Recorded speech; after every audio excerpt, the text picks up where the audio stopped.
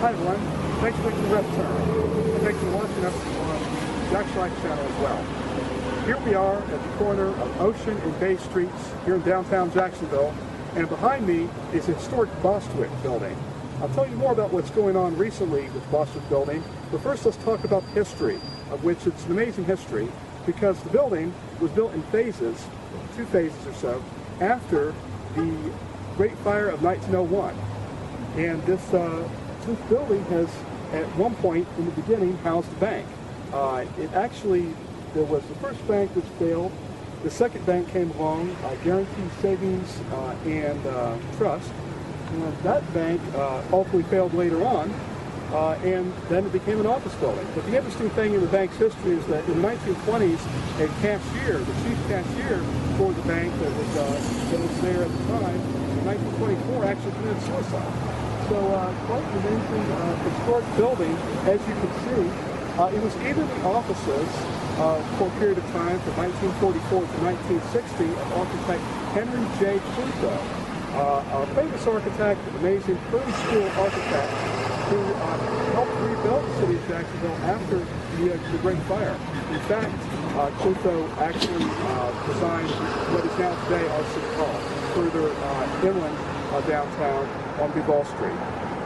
So we have this amazing architecture, and it is right here at the foot of the Main Street Bridge, the ramp off of the Main Street Bridge, and it's right near all of these different buildings. There's the Independent Life Building, the Bank of America Building, what was the AHL, the American Heritage Black Building, and it's just down from the old Hayden Burns Library, which is now abandoned. So, unfortunately, there's a lot that's wrong with the building, and that the roof has had issues. There are some structural on the outside, you can see some cracking at least of the facade.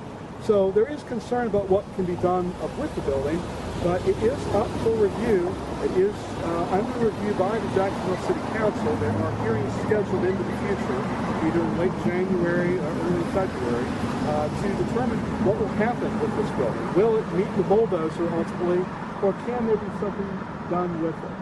And as you look further down, as you'll see in future shots, you'll see some of the different buildings down on Bay Street.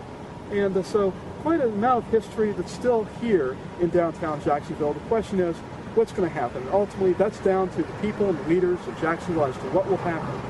So I'm really excited. I hope that this building, along with other buildings that I've profiled here on the Left Turn Media Network and on the Jacksonville channel, hopefully these buildings can be saved, rehabbed, or if anything, the facade kept and maybe something done.